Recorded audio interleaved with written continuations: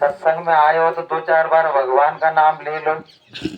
कहते हैं एक बार नाम लेने से ही बहुत ज्यादा फायदा होता है। जय गुरुदेव नाम गुरु महाराज कहते हैं किसी इंसान का नहीं है, जानवर का नहीं, पशु पक्षी का नहीं है, उस मालिक का नाम है। ये आपको बता दें, जिसने ईश्वर ब्रह्म को भी पैदा किया है, हमको तो पैदा किया ही है, जिसने ईश्वर ब्रह्म को भी रचा है, उस मालिक का नाम जय गुरुदेव है। इस नाम को लेने से परहेज नहीं करो। जितनी बार लोगे, जितनी बार तुम्हारे हृदय में नाम जाएगा, उतनी बार ही तुम्हारे पाप का नाश होगा। कि जब ही नाम अंतर धर्यो भरो पाप को नाश, और जैसे जिंदगी आग की पड़ी पुरानी घास। एक रत्ती भर भी नाम पाप के कोट पहाड़ों को नष्ट कर सकता है, ये संतों ने कहा है। वो नाम कौन सा? जो गुरु महाराज ने बताया है, जो सतगुरु प्रदत्त है, जिसको सतगुरु ने योगिक शक्ति से जिसको परिपूर्ण कर दिया है, जागृत कर दिया है, जो जीवात्माओं को कल्याण करने के लिए सक्षम बना दिया गया है, वो एक रत्ती नाम भी तुमको भवसागर से पार करा सकता है। बोलिए प्रेम से जय गुरुदेव। गुरु नाम एक है रत्ती, और पाप के कोट पहाड़, और ऐसी महिमा नाम की जार करे सब झाड़। तो ये गुरु नाम भगवान का है, इंसान का नहीं है। जब भी जय गुरुदेव कहा जाए तो प्रेम से लिया करो उस नाम को। जय गुरुदेव नाम किसका? प्रभु का। जय गुरुदेव नाम किसका? प्रभु का। मैं सभी के मुंह देख रहा हूँ, देखो कौन को पड़ेगा। जय गुरुदेव नाम किसका? जय गुरुदेव नाम किसका? हाँ, जय गुरुदेव नाम प्रभु का है। क्योंकि ये तो भाई साहब ने बताया नहीं तो बताते हैं कि समय समय पर भगवान का नाम बदलता रहा है। सतयुग में कौन सा नाम भाई साहब? हरि नाम, हरि नाम, ओम नाम। और त्रेता में राम आए तो राम नाम हो गया। अच्छा, राम नाम से काम चल रहा था तो भाई कृष्ण नाम काहे को हुआ भैया? फिर काहे को कृष्ण हुआ? राम ही राम कहते रहते। लेकिन समय समय पर भगवान का नाम बदला है, इस बात को मानना पड़ेगा। त्रेता युग में राम, द्वापर में कृष्ण, और कलयुग में बोलो जय गुरुदेव। जय गुरुदेव। और हमारे गुरु महाराज क्या कहते हैं? गुरु महाराज कहते हैं, आगे गुरु महाराज का कहना है, बड़े ध्यान से सुनना। भक्त की प्रजा के लिए भक्त के राजा की जरूरत पड़ती है। आप कहो जब मोदी जी को प्रधानमंत्री नहीं मानते हैं, हम तो हरिश्चंद्र को अपना राजा मानते हैं, तो उससे कुछ होने वाला। भक्त की प्रजा के लिए भक्त के राजा की जरूरत पड़ती है। अपनी लड़की की शादी करना है तो भक्त के लड़के की जरूरत पड़ेगी। तुम कहोगे त्रेता युग में जो पैदा हुआ था उससे शादी करेंगे, तो होने वाली नहीं है। इसी तरह से भक्त के मरीज के लिए भक्त के डॉक्टर की जरूरत पड़ती है। तुम्हारे गांव में तुम्हें बीमारी हो गई, तुम्हें इलाज कराना, तो जो डॉक्टर साहब बैठे उससे इलाज कराया जाएगा। इसी तरह से गुरु महाराज आखिरी में कहते हैं कि जीवात्माओं को जगाने के लिए, परमात्मा को पाने के लिए, भवबंधन का निवारण करने के लिए, अपने निज घर जाने के लिए, जन्म जरा मृत्यु के बंधनों से छुटकारा पाने के लिए भक्त के भगवान के नाम की जरूरत पड़ती है। और आज का भक्त का भगवान का नाम क्या है?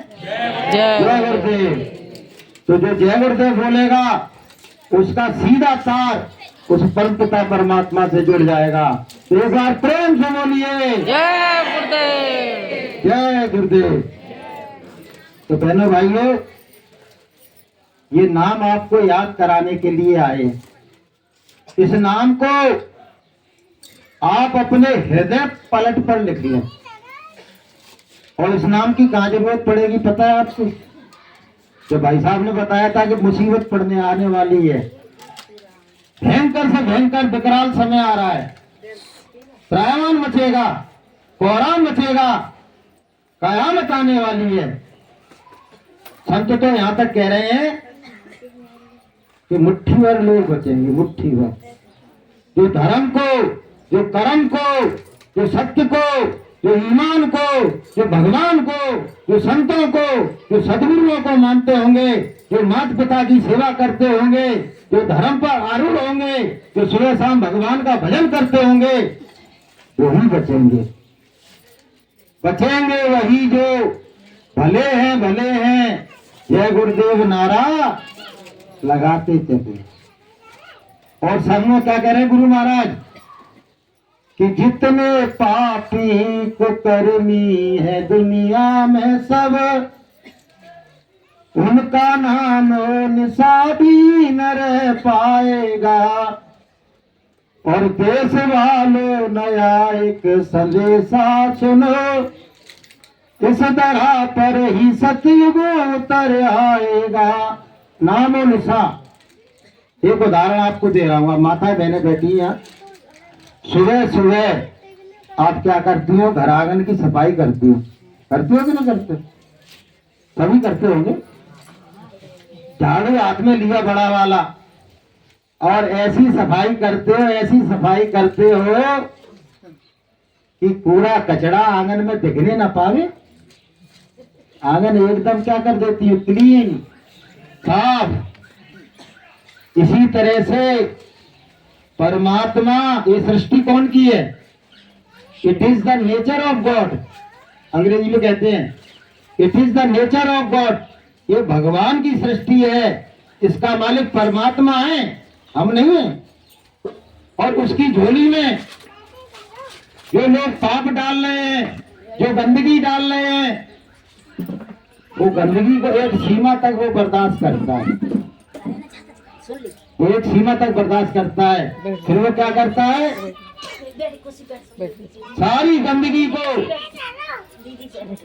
को भी साफ करता है। और जिसने गंदगी फैलाई है उसका भी खात्मा कर देता है। पापियों का भी खात्मा करता है और पाप का भी खात्मा कर देता है। तो गुरु महाराज कह रहे हैं अब बचने की जरूरत है, अब सुधरने की जरूरत है, अब संभलने की जरूरत है। क्योंकि अभी तक चल गई। शराब पीने वाले शराब पीते रहे, मांस खाने वाले मांस खाते रहे, जुआ खेलने वाले जुआ खेलते रहे, फिर भी दुनिया में सलामत रहे, फिर भी समृद्धि का उन्होंने सुख भोगा, फिर भी वैभव में रहे। वो बड़ी बड़ी कारों में घूम रहे हैं, बड़ी बड़ी बिल्डिंगों में घूम रहे हैं बैठे हुए, लेकिन अब चलने वाली नहीं है। क्योंकि गुरु महाराज ने एक छोटी सी बात बताई थी कि बच्चों, तुम्हारे गांव में एक साहूकार रहता था।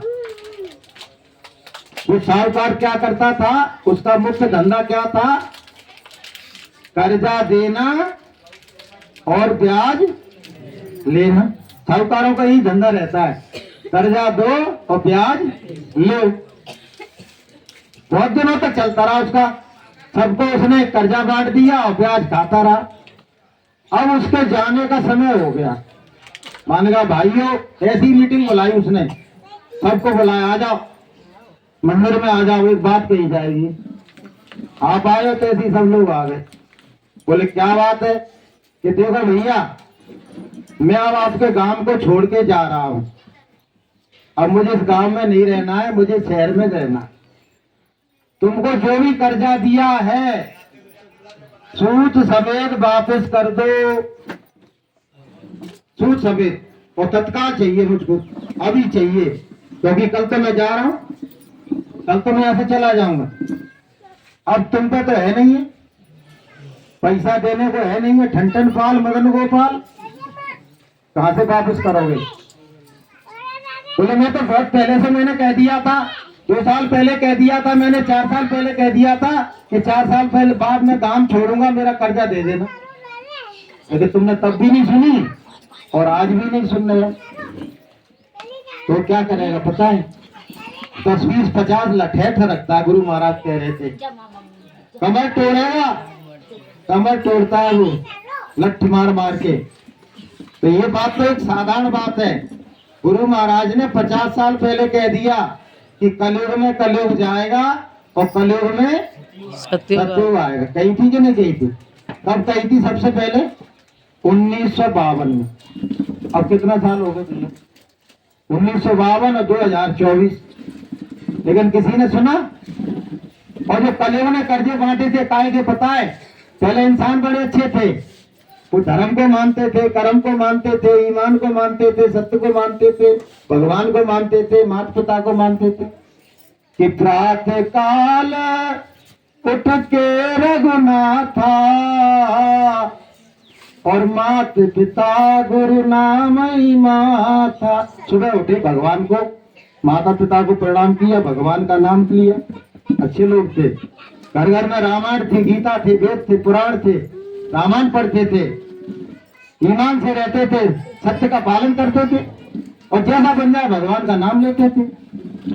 तो कलयुग आया तो उसने क्या किया? और बोले कि इसमें कुछ नहीं मिलेगा, मैं तुमको नई वैरायटी की चीजें दे रहा हूं, उसमें बड़ी मस्ती है, बड़ी मौज है। बोले क्या दोगे? तो पहले तो लोगों ने लिया नहीं, हम नहीं लेंगे तुम्हारी बुरी चीजें। फिर धीरे धीरे लालच आ गया, झूठ का लालच, बेईमानी का, धोखे का, कपट का, व्यभिचार का, शराब का, कबाब का, मांस का, अंडे का। उसने बांट दिया कर्जा, बांटता रहा कर्जा, बांटता रहा। लोग व्यसनी हो गए, लोग शराबी हो गए, लोग कबाबी हो गए, लोग व्यभिचारी हो गए। लेकिन अब अभी तक चल गया, लेकिन अब कलयुग कुछ 1000 वर्षों के लिए प्रस्थान कर रहा है। मैं नहीं कह रहा हूं, ये 500 साल पहले सूरदास भी कह गए थे कि रे मन धीरज क्यों न धरे, सम्मत 2000 के ऊपर ऐसो ये ऊपर है, पूरा पश्चिम उत्तर दक्षिण 24 काल फरे और प्रजा मरे भुखमरी व्यापे संकट बहुत परे। और सूरदास प्रभु की लीला तारे नाही टरे। उसके बाद क्या लिखा है उन्होंने पता है? जब विनाश हो जाएगा उसके बाद क्या होगा? सहस बरस लग सतयुग व्यापे, काल की दिशा फिरे और स्वर्ण फूल बन पृथ्वी फूले, संकट सबई टरे और सूरदास हरि की लीला टारे नाही टरे। जी मैंने तो नहीं लिखा भैया कि तुमको, अगर तुमने लिख दिया नहीं, कि बच्चे भी पढ़ते हैं, किताबों में लिखा हुआ है। तो सूरदास की वाणी है, सतयुग की अगवानी है, बाबा जी की वाणी है। कोई बात हमारी गुरु महाराज ने बताई 1000 साल के लिए, कहीं कहीं 1000 लिखा है, कहीं कहीं 1000 से भी ज्यादा लिखा है। सतयुग दुनिया में आ रहा है, कलयुग में कलयुग जा। अब जो पंडित लोग हैं वो क्या कहते हैं? कहा भैया कहां से गड़े मुर्दा ले आए तुम, अबे कहां से चलो जाएगा? 4,32,000 साल जाती उम्र है, अबे 5,500 साल भये हैं, बीच में कैसे चलो जाएगा? अरे भैया ऐसे चलो जाएगा क्योंकि महापुरुषों ने संकल्प लिया है। अगर नहीं गया तो दुनिया रहने लायक नहीं रहेगी, क्योंकि भाई भाई का प्रेम खत्म हो गया, पिता पुत्र का, पति पत्नी का प्रेम खत्म हो गया, मानव मानव का सद्भाव खत्म हो गया, इंसानियत खत्म हो गई, तो दुनिया चलेगी कैसे? तो संतों का संकल्प है तो उसको भगाया जा रहा है, विदा किया जा रहा है। तो जब जाएगा तो अपने कर्जे को मांगेगा और आप कर्जा दे नहीं पाओगे तब क्या होगा बहनों भाइयों? फिर वो कचूमर निकालेगा, मार मार के कचूमर निकालेगा। गुरु महाराज ने कहा है कि सतयुग आने पर, सतयुग में कौन लोग जा पाएंगे पता है आपको? कि सतयुग योगी सब ज्ञानी और कर हर ध्यान करे सब प्राणी। जो योगी होगा, जो विज्ञानी होगा, जो भगवान का भजन करता होगा, जो शाकाहारी होगा, जो निरामिष होगा। निरामिष कहते हैं जो किसी प्रकार का बुद्धि नाशक नशा नहीं करता, उसको निरामिष कहते हैं। तो ऐसे लोग तो चले जाएंगे और बाकी के लोगों को ऐन कैन प्रकरण, कुछ बीमारियों से मरेंगे, कुछ हत्याओं से मरेंगे। अभी कल मैं उसमें सुनना था, आप भी सुनो सब लोग। देखो कुदरत का प्रकोप क्या होता है। गुरु महाराजों की एक माला पे इधर देखो उधर भी देखो, ये तो फूल आएंगे तो सबके ऊपर फेंके जाएंगे। एक माला पूरी गुरु महाराज सबसे ज्यादा दुनिया में एक देश ऐसा है जो प्रकृति के साथ सबसे ज्यादा छेड़छाड़ कर रहा है, सबसे ज्यादा छेड़छाड़ कर रहा है। उसका नाम क्या है पता है? चाइना। तोड़ लो, चाइना सबसे ज्यादा छेड़छाड़ कर रहा है। थोड़ी चढ़ा दी, तोड़ लो सब।